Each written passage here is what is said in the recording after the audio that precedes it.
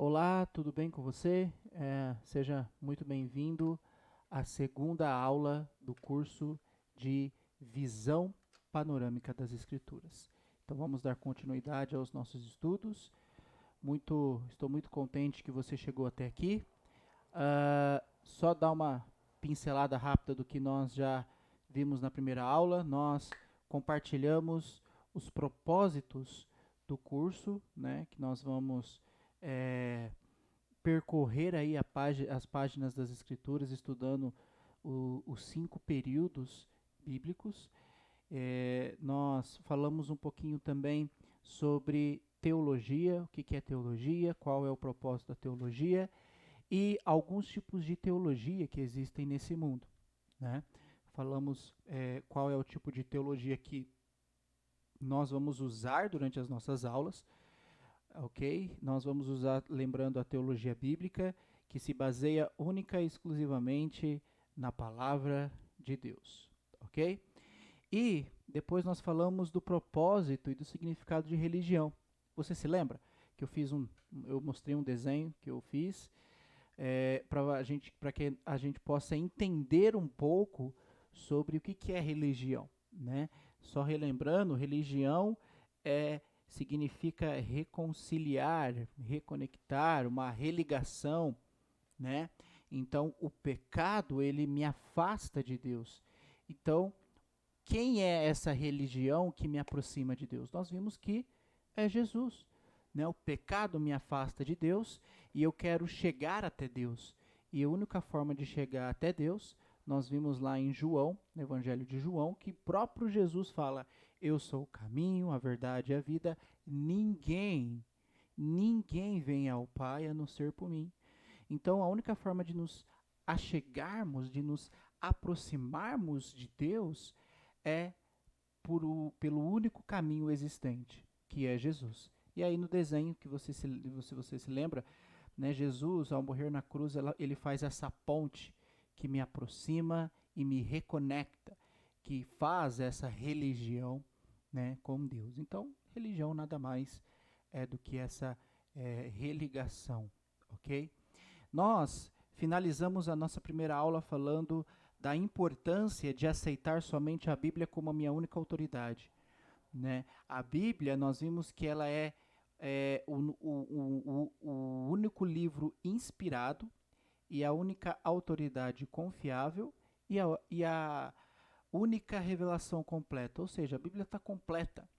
Nós estávamos falando de que o fato de eu aceitar a Bíblia como a minha autoridade é eu entender que tudo que tem na Bíblia é suficiente para eu entender a minha situação perante Deus, ok? Então, nós vimos 7 é, exemplos de por que aceitar a Bíblia como a minha única autoridade, né? Lembrando que todas estas informações nas quais eu estou falando, você vai ter acesso aí na sua apostila, né?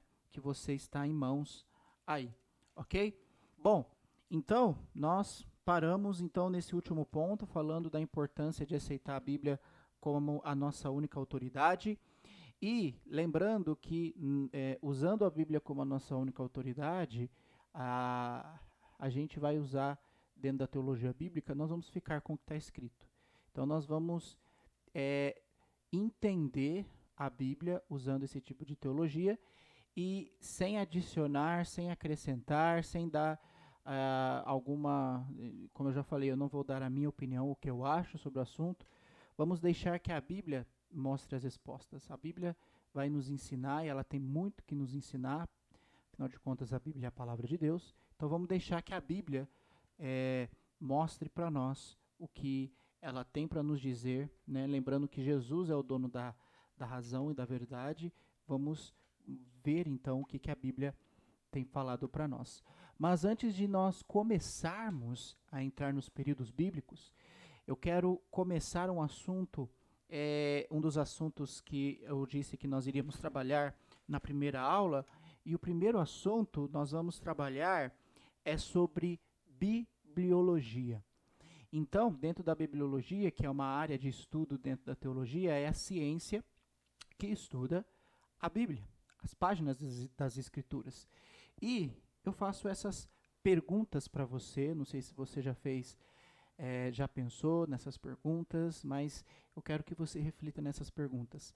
Como a Bíblia foi escrita e como a Bíblia chegou até nós, né? A Bíblia é um dos livros mais antigos do mundo, né? Então, como eu posso acreditar que esse livro percorreu gerações, séculos e mais séculos, e hoje eu tenho ela em minhas mãos? Eu posso folhear as páginas da Bíblia e como esse livro tão antigo pode ter chegado em nossas mãos. Então, nós vamos entender como foi esse processo, como ela chegou até nós e entender por que ela tem esse valor tão grande na vida das pessoas e o conteúdo que nela existe também tem um significado, um peso, um valor imensurável, ok? Então, para você que quer nos acompanhar, está nos acompanhando aí pela apostila, eu estou na página 5. Então, vamos começar falando sobre bibliologia. Então, o termo bibliologia significa estudo da Bíblia. E essa palavrinha vem do grego, né? Que significa biblos, né? Ou biblion. Então, essa palavrinha, nós dividimos ela no meio, é uma palavra que vem do grego, você está vendo aí na sua tela. Biblion, ou biblios, significa livros, e logos significa, como nós já vimos em teologia, estudo, palavra, razão. Então, bibliologia é o estudo da Bíblia. Então, quando o termo que nós usamos hoje, Bíblia, então nada mais é do que livros, né? A gente vai ver do que compõe a Bíblia, né? Tudo bem? Então, vamos para frente. Vamos entender um pouco de como a Bíblia foi escrita, de forma rápida e objetiva. Bom, vamos lá. Juncos, essa primeira foto que você está vendo aí, que parece uma cana, né? Esses juncos é uma espécie de cana e o nome dessa planta é papiro. Então, a partir desta planta é que os homens que escreveram a Bíblia, ou seja, vamos voltar para o Velho Testamento, os hebreus, eles usavam essa planta para poder escrever a Bíblia. Mas a pergunta é como eles usavam essa planta. Então, eles tinham que pegar essa planta, esses juncos, e fazer um processo manual para que ela pudesse se tornar algo em que você pudesse escrever. Então, aí você está vendo alguns passos. Então, eles arrancavam essa planta. Aí, na figura de cima, eles cortavam, eles descascavam, né, tiravam essa casca. Depois, eles cortavam, que é a terceira figura aí. E depois eles trançavam essa planta e ela passava por esse processo, ok? Para que ela pudesse se tornar algo em que você pudesse escrever alguma coisa nela. Então, antigamente eles faziam todo esse processo. É claro que eu estou simplificando, né, para ser um pouco mais objetivo, para que eles pudessem ter isso em mãos, para poder escrever todo o conteúdo que nós temos no Antigo Testamento. Então, as folhas eram chamadas de papiro, de onde veio a palavra papel e onde se escreviam os livros. Então, esse era o processo pelo qual eles realizavam com esses juncos, para que pudesse ter algo consistente, né? Então, da planta dos juncos, eles faziam papiro, né, que era chamado de bíblio, né, que era livro, e hoje nós temos acesso à Bíblia, né? Lembrando que Bíblia é uma palavrinha grega que significa livro. E aí esse foi o processo que ela passou para que a gente pudesse, de certa forma, ter acesso a esses escritos hoje em dia. Bom, falando um pouco brevemente sobre bibliologia, continuando sobre este assunto, estas são as línguas originais da Bíblia, ok? Então, o primeiro quadro aí, que tá, o fundo é marrom, é a língua aramaica. Então, alguns trechos do Velho Testamento foram escritos em aramaico, ok? Ao lado dele, ok? Aí em cima ainda, é a língua hebraica, né? Que o povo hebreu falava e que grande parte do Velho Testamento foi escrito em hebraico, ok? E embaixo aí você vai ter a língua grega. Então, o Novo Testamento inteiro ele foi escrito na língua grega, ok? Então, essas são as três línguas que compõem os escritos originais da Bíblia Sagrada. Tudo bem? Então, além do lugar onde eles tinham que escrever, que era esse papiro, eles tinham também outros equipamentos para que eles pudessem escrever. Então, você está vendo aí a imagem à sua direita, equipamento antigo de escrita no Egito. Então, provavelmente, escritores bíblicos podem ter empregado algo semelhante, né, para poder usar para fazer os seus escritos. Ok? Lembrando que os israelitas, os hebreus, eles ficaram escravos por mais de 400 anos no Egito. Então, eles aprenderam muitas coisas, né, e principalmente a desenvolver esse papiro, porque a gente vai ver que o local onde os hebreus ficaram, ou moraram, né, nesses 400 anos, era na terra de, lá próximo do rio Nilo, um local onde é um pântano, onde esses juncos cresciam, né, esses juncos cresciam em pântanos, lugares muito alagadiços. Então, esses locais eram propícios para essas plantas, onde os hebreus aprenderam a desenvolver esse papiro e também podem ter usado esses equipamentos aprendido com os egípcios a como escrever, né? E embaixo você também tem alguns exemplos, né? Os hebreus também escreviam em pedras, né? A gente tem o exemplo aí do Moisés, quando escreveu os 10 mandamentos nas tábuas de pedras. Então, é só uma forma rápida e objetiva para você entender todo esse processo de escrita, de como eles escreviam, né, antigamente. Então, aí tem mais alguns exemplos, né?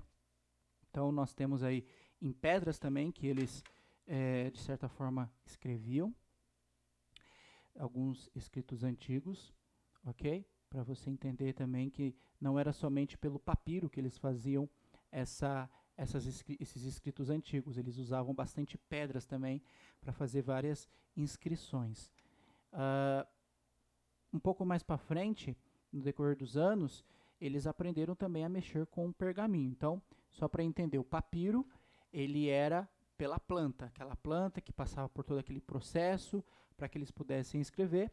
Já o pergaminho, ele era pele de animais, então pele de cabra, de ovelha ou de qualquer outro animal. Então, o papiro ele é o couro, né, que eles tratavam o couro para que ele pudesse se tornar tipo um papel para que eles pudessem escrever também. Então, essa é a diferença entre papiro e pergaminho.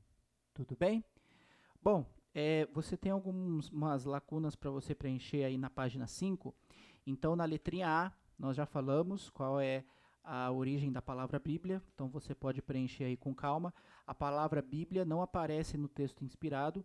Vem do grego biblos e no plural quer dizer livros. Na verdade, a Bíblia é uma biblioteca composta de 66 livros que narram a fascinante história, que é a história da redenção da humanidade caída pelo pecado, no qual todos esses livros estão em perfeita e completa harmonia. Então, nós estamos vendo aqui que a Bíblia, né, a palavra Bíblia vem do grego, que significa livros. Então, a Bíblia é uma série de livros. Então, nós vamos ver que a Bíblia tem 66 livros, ok? Então, aí com o passar dos anos também, foi se adaptando e foi melhorando a forma de manusear os papéis, né? Com o tempo era um rolo, né? Que eles abriam um rolo, fechavam o rolo quando eles precisavam ler. Depois passou-se a ideia de costurar os livros juntos, né? Em alguns momentos, né, chamado também de encadernação, né? Até chegar o momento aí na última imagem onde nós temos a Bíblia toda junta, costurada. Então, foi um processo aí que foi percorrendo durante os séculos para que a gente pudesse ter acesso às escrituras, né, de forma mais organizada, né, todos os livros juntos, porque quando era em rolo, eram livros separados, então era mais difícil a manusear a Bíblia quando era nesses rolos, ok? até chegar no momento em que você pode ter acesso à sua Bíblia pelo celular. Então, pelo celular eu posso ter acesso a várias versões da Bíblia, né, através dos aplicativos. Então, a Bíblia é incrível entender ou perceber que a Bíblia está na ponta dos nossos dedos, né? Então, a Bíblia chegou então até o nosso celular. Você tem acesso aí na internet, pelo celular, né? A Bíblia Sagrada você pode ler em várias línguas, você pode ler em várias versões. Então, é interessante ver todo esse processo que a Bíblia passou até chegar aonde ela está hoje em nossas mãos, ok? Então, eu falei de forma resumida um pouco da questão da bibliologia, mas você pode estudar um pouco mais sobre o assunto e entender mais o processo de como a Bíblia chegou até nós com o passar dos anos. Bom, aqui você está vendo alguns termos bíblicos para a Bíblia. Então, lembrando que o termo ou a palavra Bíblia, você não vai encontrar essa palavra nas páginas das Escrituras, mas quando você lê a Bíblia, você vai ver alguns termos que eles dão, que os autores dão para a Bíblia. Então, a Bíblia é chamada de Escrituras, Sagradas Letras, Palavra de Deus, Oráculos de Deus ou Livro do Senhor. Então, alguns termos aí que nós temos dentro da Bíblia, se referindo então à Palavra de Deus, ok? Então, vamos continuar. Eu estou na página 5, letrinha B aí, você pode acompanhar. Então, quais são as duas principais divisões da Bíblia? Então, a Bíblia apresenta várias divisões, mas as duas divisões principais são essas, que está aí na sua tela. Primeiro, o Antigo Testamento ou Velho Testamento, com 39 livros escritos em hebraico e, como eu já falei, e trechos em aramaico. Então, num período aí de 1400 a 4000 a.C., ok? Lembrando que esses são datas nas quais os livros foram escritos aproximadamente. Em questão de história, a história vai para mais de 2000 anos antes de Cristo, ok? Mas essas datas que estão aí é em questão de escrita. Então, começa a partir de Moisés, quando ele escreve os primeiros 5 livros da Bíblia, até o último escritor, que é Malaquias, né, antes de encerrar o Velho Testamento. E a segunda divisão é o Novo Testamento, que compõe-se então de 27 livros escritos em grego, num período de do ano 40 depois de Cristo até o ano 100. Ok? Então, juntando aí Velho e Novo Testamento, nós temos então 66 livros que nós temos acesso aí, você tem em suas mãos. E o Novo Testamento, ele começa do profeta João Batista, em termos de escrita, ok? Do profeta João Batista até a morte do apóstolo João. E também ele vai mostrar para nós o Novo Testamento, o evangelho, então vai do evangelho de Mateus até o Apocalipse. E todos esses livros revelam o quê? O que vai mostrar para nós todos esses livros? A vinda do Messias prometido, né? Nós vamos falar sobre o Messias, que é Jesus Cristo, a chegada do reino de Deus, a edificação da igreja de Cristo, a expansão do cristianismo, né? A gente vai falar do máximo até o ano 96. Então, são alguns temas que os 27 livros vão tratar aí nesse período aí do ano 40 até o ano 100 aproximadamente. Então, essas são as duas principais divisões da Bíblia. Ok? Então, você pode continuar preenchendo aí as lacunas que tiverem. Então, vamos conversar um pouquinho agora como foi a participação humana na composição desses 66 livros. Então, eu estou na página 6, você está vendo aí qual página nós estamos. Então, aí você vai ter uma introduçãozinha, todas estas informações que eu estou falando, você vai ter na sua apostila. Bom, foi um longo processo, no qual Deus contou com a participação dos homens, os quais foram guiados pelo Espírito Santo para produzir a Bíblia, o livro mais bem preservado e traduzido de toda a história humana. Então vamos ver, né? Veja como foi a participação humana. Então vamos ver como é que foi a participação humana. Você tem aí na sua apostila o gráfico, né, como foi essa participação humana, mas vamos ler alguns textos que está aí na sua apostila. Então, segundo Timóteo 3,16, é um texto que nós já lemos semana passada, é um texto que nós vamos usar bastante para entender o fato de que a palavra de Deus, a Bíblia, veio de Deus, ok? Então lá vai dizer assim, toda a escritura é inspirada por Deus. Então a palavra inspirada, se você for para o significado dela, para a raiz dela no grego, que o Novo Testamento foi escrito em grego, a tradução original seria soprada. Então Deus soprou a palavra dele para os homens através, como nós vamos ver, do Espírito Santo. Então, é mais ou menos assim. 2 Pedro, capítulo 1, do versículo 20 a 21, vai fazer com que a gente entenda mais um pouco essa ideia. Então, lá diz assim, ó, antes de mais nada, saibam que nenhuma profecia da Escritura provém de pessoal interpretação. Bom, até aqui, o que eu quero que você entenda? Profecia. O que é profecia? Profecia, no original, ou melhor dizendo, a tradução dessa palavra no grego significa mensagem, ok? Significa uma mensagem. Então, é mais ou menos assim, ó, antes de mais nada, saibam que, vamos trocar a palavra pela palavra original, que nenhuma mensagem ou palavra da Escritura provém de pessoal interpretação. Pois jamais a profecia ou mensagem teve origem na vontade humana, mas homens falaram da parte de Deus, impelidos pelo Espírito Santo. Então, entendendo esse texto, nós vamos entender que o homem nunca falou sozinho. Entendendo esse texto, nós vamos entender que a Bíblia foi escrita não pela vontade do homem, não porque ele quis escrever uma mensagem, um texto bonito. Nós entendemos que através desse texto, Pedro está nos falando o seguinte, olha, nenhuma profecia, nenhuma mensagem veio de pessoal interpretação, veio do ser humano em si, né? Porque a profecia ou a mensagem não teve origem em nós, nos seres humanos, mas a mensagem veio de Deus, e Deus inspirou homens, Deus capacitou homens, Deus impeliu os homens pelo Espírito Santo, que o Espírito Santo é de Deus e vem de Deus. E nós vamos entender um pouco mais sobre a ação do Espírito Santo e como ele ajudou para que a mensagem pudesse percorrer tantos e tantos séculos. Ok? Então você vai ter um gráfico aí na sua apostila.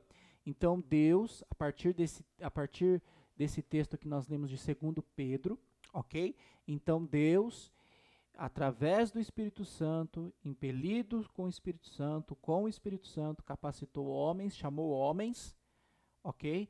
E inicialmente eles pregaram oralmente, eles receberam a mensagem do Senhor através do Espírito Santo e pregaram oralmente, eles falaram para as pessoas a mensagem de Deus. O exemplo é o Velho Testamento, os profetas do Velho Testamento, Isaías, Jeremias, Ezequias, enfim, eles foram chamados por Deus, receberam o Espírito Santo e pregaram a palavra que veio de Deus. A mensagem não era deles, a interpretação não era deles, né?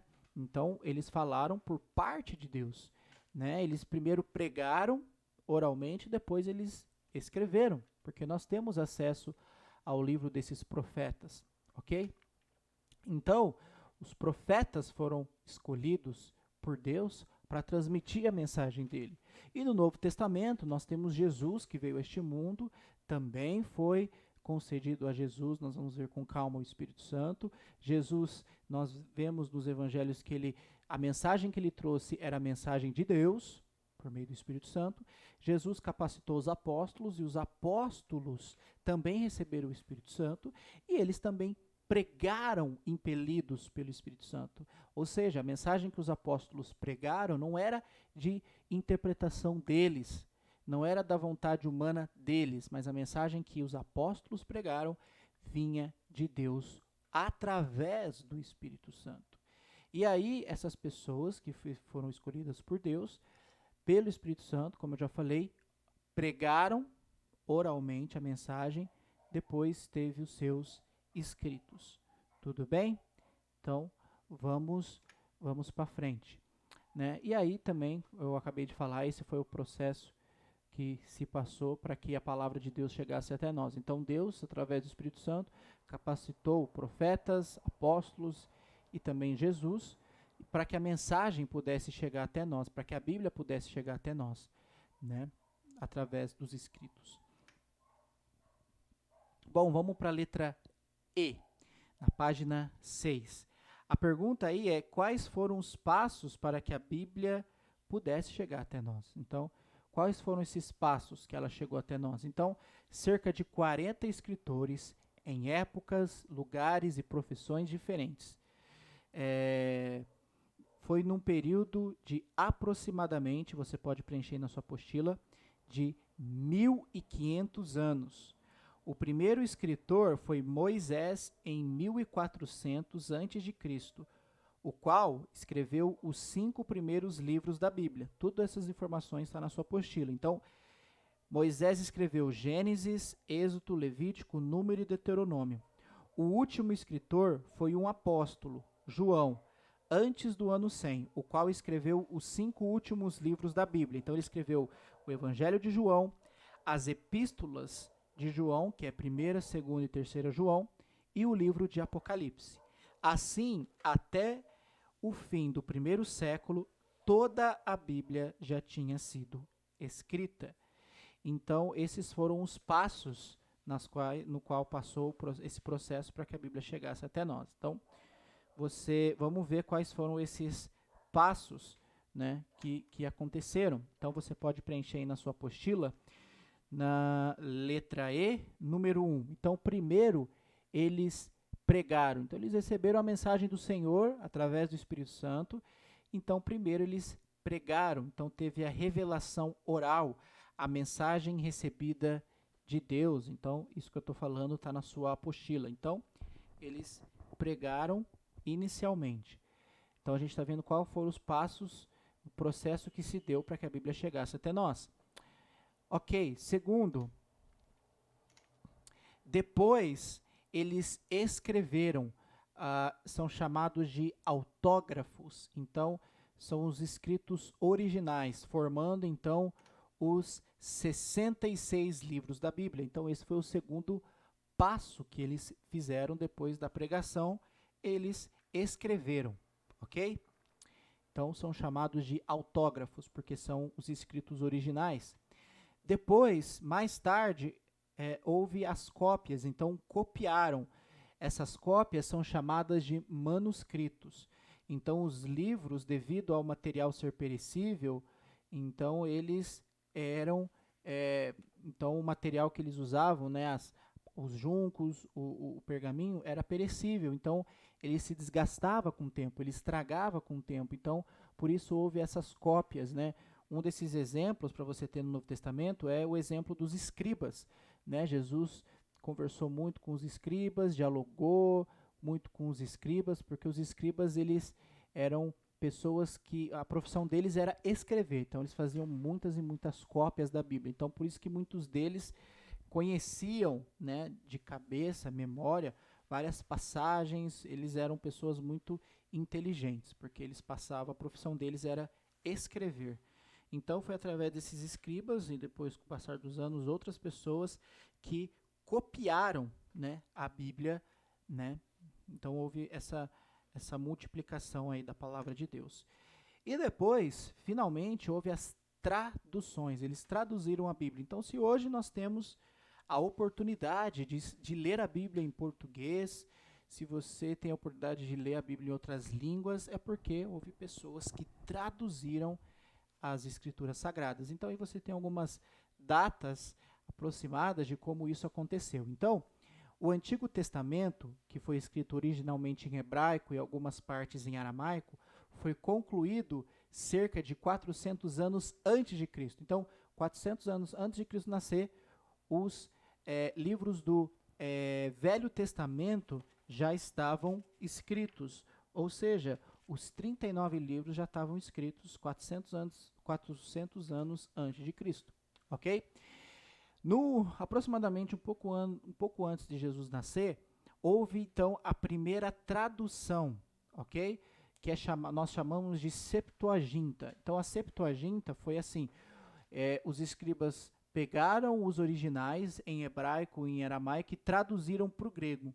Então em alguns momentos, quando você vai ler o Novo Testamento, Jesus está na sinagoga, lendo a palavra, né? Ele está lendo em grego, porque houve a primeira tradução aí do hebraico para o grego, até porque quando nós entramos no Novo Testamento, a língua grega é a língua oficial do Império Romano. As pessoas falam grego, ok? Depois, né, até o ano 100 depois de Cristo, o Novo Testamento está completo. Então, o original em grego foi escrito completo, todos os 27 livros restantes, e aí compõe-se então os 66 livros estavam completos até o ano 100.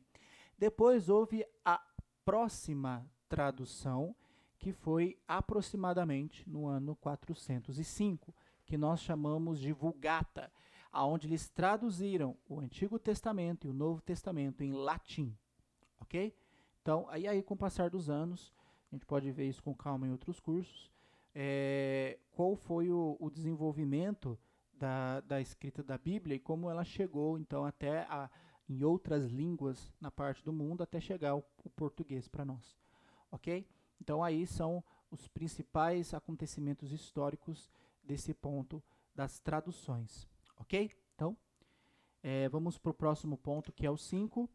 E depois que houve as traduções, né, até os nossos dias de hoje, para que a gente pudesse ter acesso e ler na nossa língua, Deus cooperou para que tudo isso acontecesse. Deus preservou a Bíblia Sagrada durante séculos e séculos.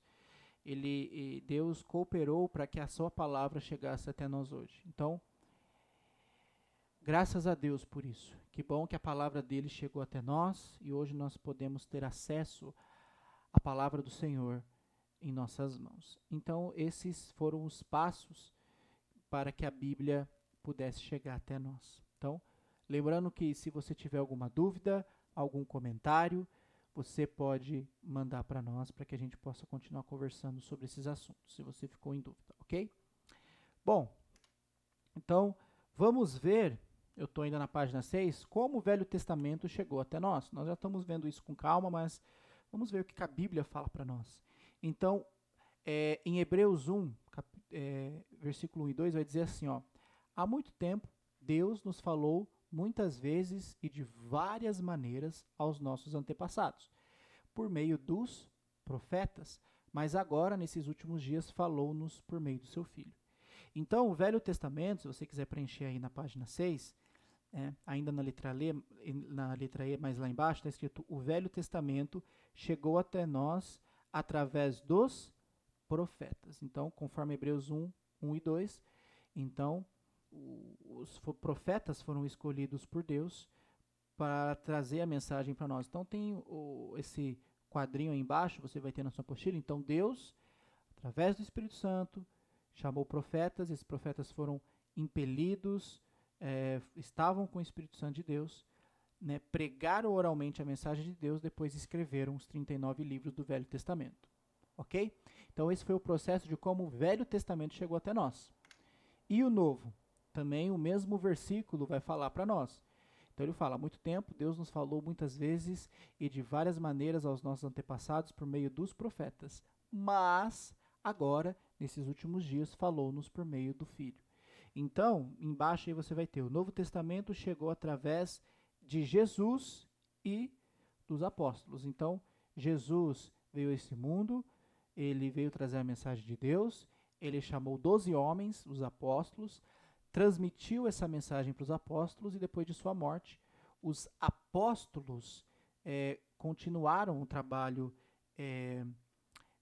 transmitir a palavra de Deus que eles receberam de Jesus. Lembrando que Jesus, ele só pregou oralmente. Jesus não escreveu nada. E embaixo você vai ter Deus, o mesmo processo, através do Espírito Santo, capacitou, né, Jesus, né, então, os apóstolos, e eles escreveram então os evangelhos, né, e tanto outros livros do Novo Testamento que nós temos acesso. Ah, então toda a mensagem de Cristo, toda a mensagem de Deus que ele transmitiu através de Cristo e Cristo transmitiu para os apóstolos, nós podemos ter acesso a essa mensagem que veio de Deus através dos evangelhos, que vai contar a mensagem que Jesus trouxe do Pai, ok? Então esse foi o processo, né, de como o Velho e o Novo Testamento chegou até nós. Então, lembrando, se você tiver alguma dúvida, você pode mandar para nós e nós vamos conversando sobre esses assuntos. Espero que essas ideias estejam ficando claras em sua mente, ok? Só para nós entendermos. Então, lembra que eu estou falando, estou simplificando, estou resumindo, mas existe muito assunto dentro da bibliologia, mas de forma objetiva eu estou tentando explicar para vocês de como a Bíblia chegou até nós, ok? Então, continuando falando sobre como o Novo Testamento chegou até nós, então, quando nós vamos ler a Bíblia, nós vamos ver Deus e Jesus fazendo promessas, e essas promessas sendo cumpridas. Então, as promessas, nós vamos ver as promessas que Jesus fez aos apóstolos, né? E essas promessas vão ser cumpridas, então, aqui do outro lado, as promessas vão ser cumpridas em Atos 2, as promessas que Jesus fez aos apóstolos. Nós vamos ver que eles estavam na festa da Páscoa, né, quando Jesus fez essas promessas aos apóstolos, e depois essas promessas foram cumpridas na festa de Pentecostes. Nós vamos ver que Jesus vai instituir a ceia, e isso foi no ano 33. Nós vamos ver, né, nesse texto de João aí, 14, nós vamos ver esse texto com calma para entender como a Bíblia chegou até nós. Jesus lavou os pés dos apóstolos, Jesus fez promessas para os apóstolos de que eles seriam batizados com o Espírito Santo. Jesus, então, depois desse processo, dessas promessas, ele foi até o Getsemane, né, para quem já leu.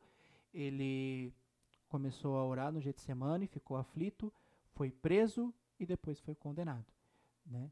E depois, todas essas coisas que Jesus prometeu lá em João 14, cumpre-se em Atos 2, os apóstolos são batizados com o Espírito Santo, eles começam a pregação oral e depois eles começam a escrever os autógrafos, que são os textos originais.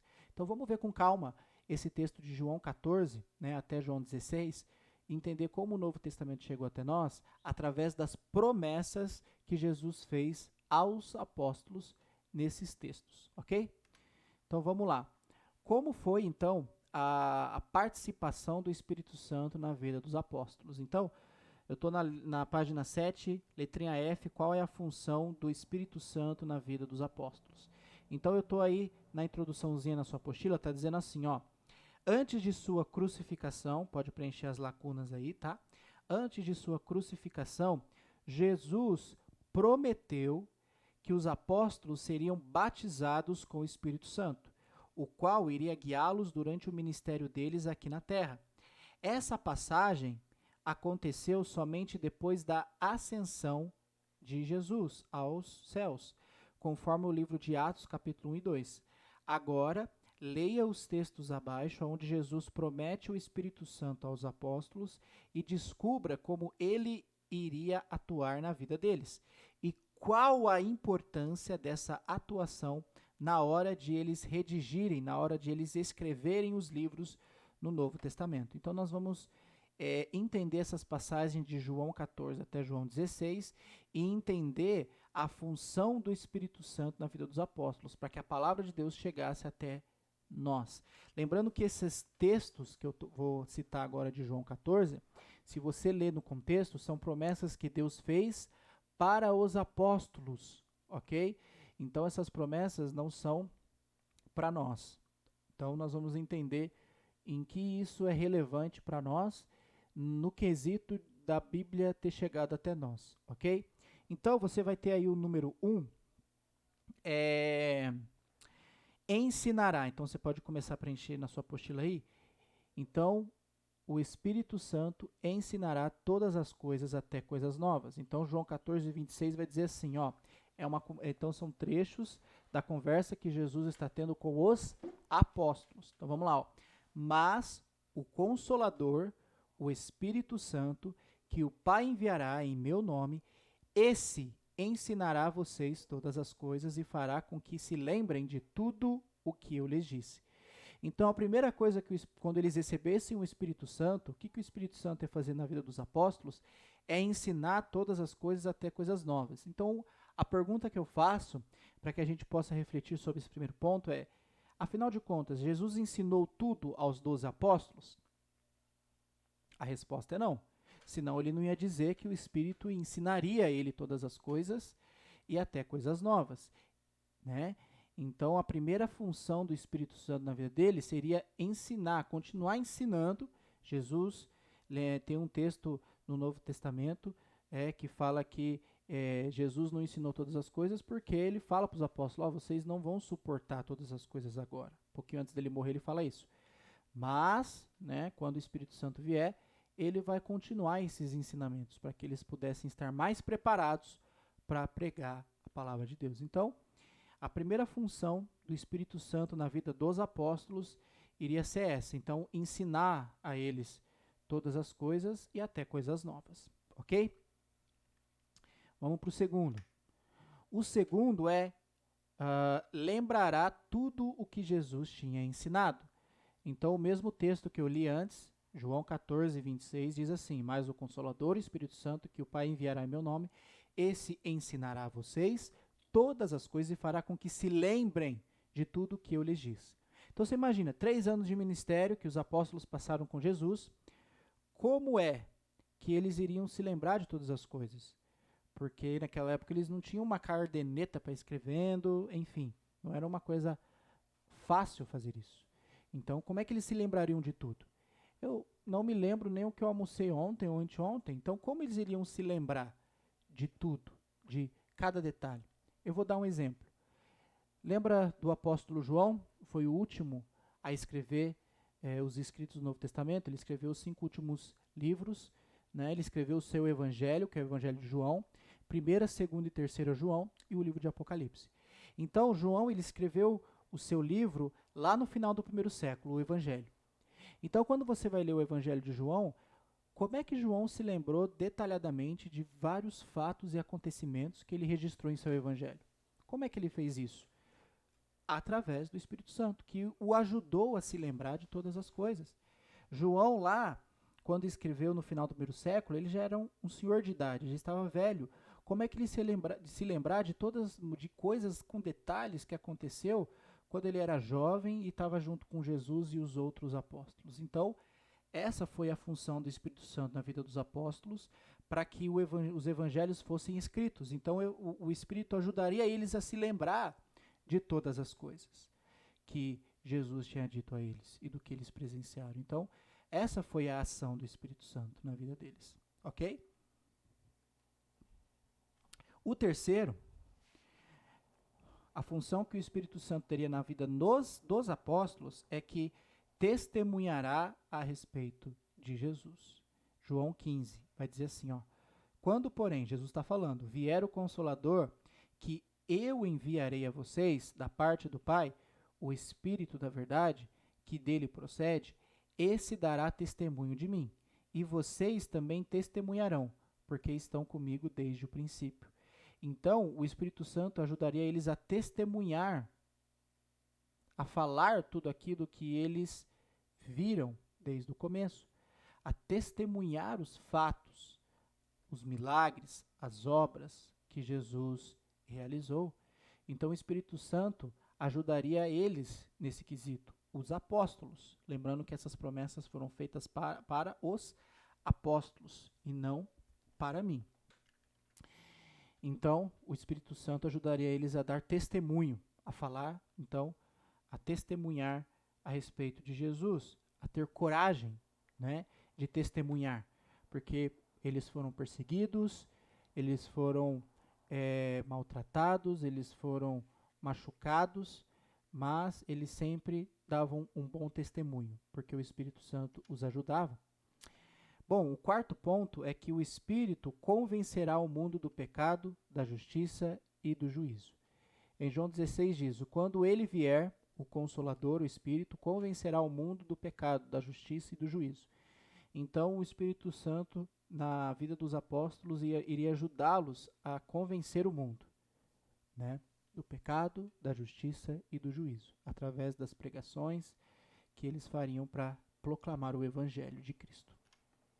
O quinto ponto é o Espírito iria ajudar os apóstolos iria guiar a toda a verdade, guiará toda a verdade. Então João 16 diz: porém, quando vier o Espírito da verdade, ele os guiará em toda a verdade.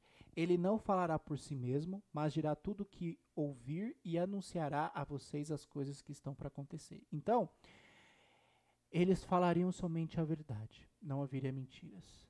Então, tudo que nós temos acesso hoje em nossas mãos, a Bíblia, foi porque eles foram guiados a toda a verdade.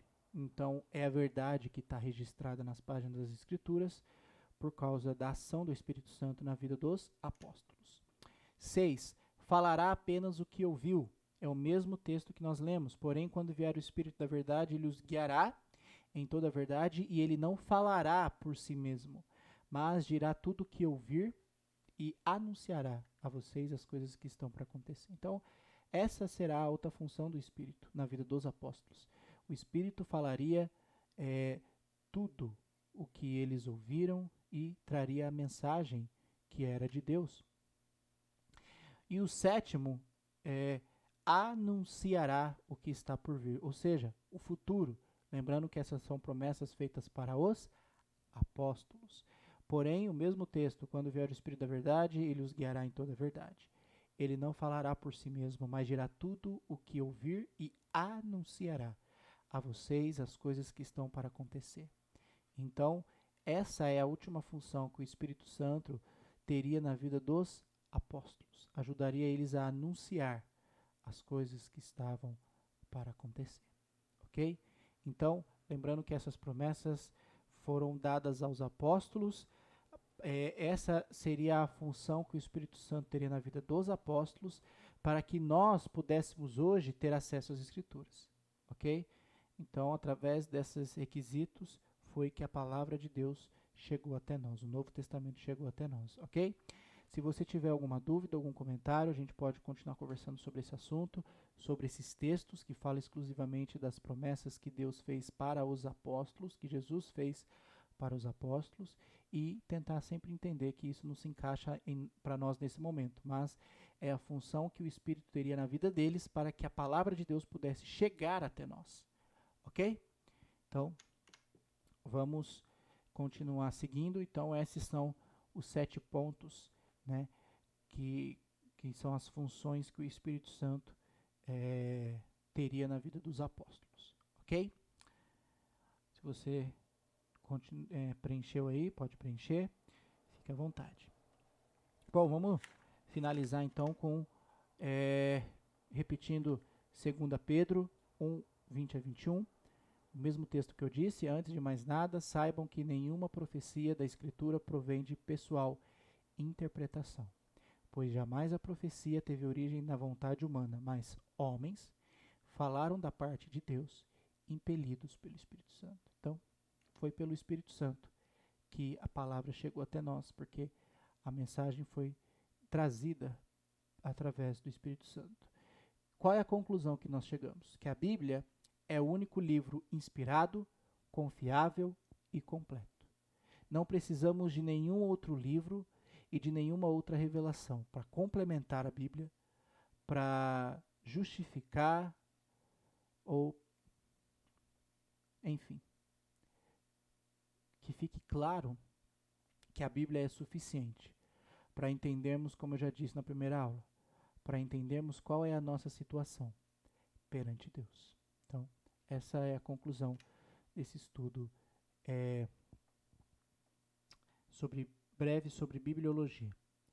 Bom, então aí você está vendo novamente os pontos que nós vamos trabalhar com calma, os 5 períodos bíblicos que nós vamos trabalhar. E daqui a pouco, mais tarde, nós vamos começar então com o período pré-diluviano. Vamos falar um pouquinho sobre a criação. Mas antes, para fechar a aula de hoje, gostaria de compartilhar, estou na página 7, letrinha D, qual a importância desse estudo para a minha vida. Então, eu quero que você reflita sobre essa pergunta. Qual a importância desse estudo na sua vida? O que pode contribuir na sua vida? Ok? Então, eu estou aqui nesse momento fazendo um devocional breve, entendendo um pouco mais sobre a importância da palavra de Deus em nossas vidas. Ok? Então, se você puder abrir aí em Mateus capítulo 5. Em Mateus capítulo 5, do versículo 1 e 2, até o capítulo 8, é um dos sermões mais importantes e famosos de Jesus, que é conhecido como o Sermão do Monte. Então, nós não vamos estudar o sermão inteiro, mas eu quero compartilhar 3 textos rápidos desse sermão para te exortar e para motivar você. Bom, capítulo 5, versículo 1 e 2 vai dizer assim, ó. Vendo as multidões, Jesus subiu ao monte e se assentou. Seus discípulos aproximaram-se dele e ele começou a ensiná-los, dizendo, e aí começa o sermão do monte. Bom, então, como eu já li, Jesus viu então uma multidão, ele sobe ao monte e se assenta. E interessante aqui fala que seus discípulos se aproximam dele, ficam perto dele. E aí ele passa a ensiná-los. E no capítulo 8, versículo 1, é a finalização do sermão, né? Quando ele desceu do monte, grandes multidões o seguiram. Então, encerrando, quando ele termina o sermão do monte, nesses capítulos, uma multidão segue Jesus. Então, eu exorto você a ler do capítulo 5 ao capítulo 8 de Mateus. Leia esse sermão e para você, eu quero que você reflita sobre esse sermão do monte. Mas eu quero compartilhar com vocês 3 textos desse sermão como forma de exortação para você. Ok? Vamos lá. Então, a ideia que eu quero passar para vocês através desse sermão, eu quero fazer uma pergunta. Quem sou eu no meio da multidão? Lembra qual foi a ação dos discípulos quando Jesus subiu ao monte no capítulo 5, versículo 1? Então, Jesus viu as multidões, sobe ao monte, se assenta e seus discípulos se aproximam dele, enquanto a multidão está longe ouvindo. Então, quem sou eu no meio da multidão? Eu quero ser um discípulo, estar perto do meu mestre, ouvindo dele ao meu lado? Ou eu quero ser a multidão, ouvir ao longe, de longe ouvir a mensagem de Jesus? Então, é uma exortação para você pensar. Eu quero ser um discípulo ou alguém que está na multidão? E eu quero começar lendo o capítulo 7, versículo 13 e 14. Capítulo 7, 13 e 14. Então, se você quiser abrir aí, eu estou no meio do Sermão do Monte. Vamos ver o que Jesus disse. Versículo 13 e 14 do capítulo 7. Diz assim, ó. Entrem pela porta estreita, pois larga é a porta e amplo o caminho que leva à perdição, e são muitos os que entram por ela. Como é estreita a porta e apertado o caminho que leva à vida, são poucos os que a encontram. Então a pergunta que eu faço é, qual porta eu tenho escolhido na minha vida? Eu tenho escolhido a porta estreita, larga, o caminho amplo, o caminho que leva à perdição? Ou eu tenho escolhido o caminho estreito, apertado, que é o caminho que leva à vida? E o próprio Jesus fala, são poucos os que encontram esse caminho. Então, você pode preencher na sua apostila aí, no número 1, na letra D, página 7. Primeiro, que através dessa mensagem de Jesus no Sermão do Monte, para que eu possa entrar ou permanecer no caminho mais difícil. Então, se você já está nesse caminho apertado, estreito, permaneça. Se você ainda não sabe como entrar por esse caminho, que através desse estudo você possa aprender e entender como eu faço para entrar, achar esse caminho mais difícil, esse caminho que leva à vida. Então, qual é a importância desse estudo para a minha vida? Para entrar ou permanecer no caminho mais difícil. Bom, o segundo texto é no mesmo capítulo 7, versículo 21 a 23. Vai dizer assim, ó: Nem todo aquele que me diz Senhor, Senhor entrará no reino dos céus, mas apenas aquele que faz a vontade do meu Pai que está nos céus. Muitos me dirão naquele dia: Senhor, Senhor, não profetizamos em teu nome não expulsamos demônios e não realizamos muitos milagres? Então eu lhes direi claramente: nunca os conheci. Afastem-se de mim, vocês que praticam o mal. Eu confesso que eu não quero ouvir estas palavras de Jesus. Eu não quero que ele um dia chegue para mim e diga: olha, se afasta de mim, porque eu não conheço você. Mas para que isso não aconteça, qual foi a ordem que ele falou que nós precisamos fazer? Então eu preciso falar e fazer a vontade do Pai. Então, qual é a importância desse estudo na minha vida? Para falar e fazer a vontade do meu Pai. Porque quando eu chegar diante de Cristo, Ele não vai me rejeitar. Ele vai me acolher para junto dele. Então, eu quero ser um discípulo, eu quero me aproximar de Cristo, eu quero aprender diretamente com Ele. Eu quero aprender com o meu mestre, com o meu bom pastor. Ok? Então, reflita sobre esse texto de Mateus 7, 21 a 23. Bom, e o último ponto que eu quero exortá-lo, Mateus 7, 24 a 27, diz assim, ó: Portanto, quem ouve estas minhas palavras e as pratica é como um homem prudente que construiu sua casa sobre a rocha. Caiu a chuva, transbordaram os rios, sopraram os ventos e deram contra aquela casa. E ela não caiu, porque tinha seus alicerces na rocha. Mas quem ouve estas minhas palavras e não as pratica é como um insensato, que construiu sua casa sobre a areia. Caiu a chuva, transbordaram os rios, sopraram os ventos e deram contra ela, aquela casa, e ela caiu, e foi grande a sua queda.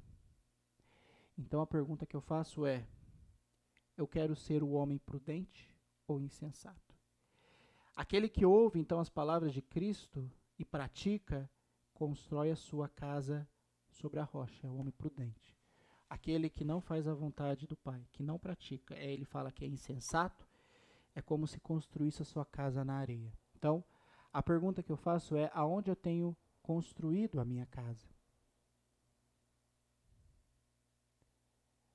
Eu tenho obedecido ao Pai, a Deus, as palavras que Ele tem me ensinado? Então, o terceiro ponto para você pensar é: a importância desse estudo na minha vida é para ouvir e praticar a palavra de Jesus, para que eu seja um homem prudente, aquele que constrói a casa sobre a rocha. Então, reflita sobre esses 3 pontos. Então, eu quero ser discípulo, o que se aproxima do mestre, ou quero ser apenas a multidão? Apenas escuto e ok. Mensagem bonita, mas não é para mim. Então, quem sou eu no meio da multidão? Pense sobre esse assunto, reflita sobre esse assunto, e nós vamos entender um pouco sobre cada ponto durante o nosso curso. Então eu volto a perguntar: qual a importância desse estudo para a minha vida, para a sua vida? Então, pense sobre isso, reflita sobre esses pontos, e se Deus quiser, na próxima aula vamos começar então a estudar os períodos, estudar a fascinante história das Escrituras, e que eu continuo te exortando e para que você continue conosco, aprendendo mais sobre a palavra de Deus, ok? Fique com Deus e até a próxima aula. Então, um grande abraço para você.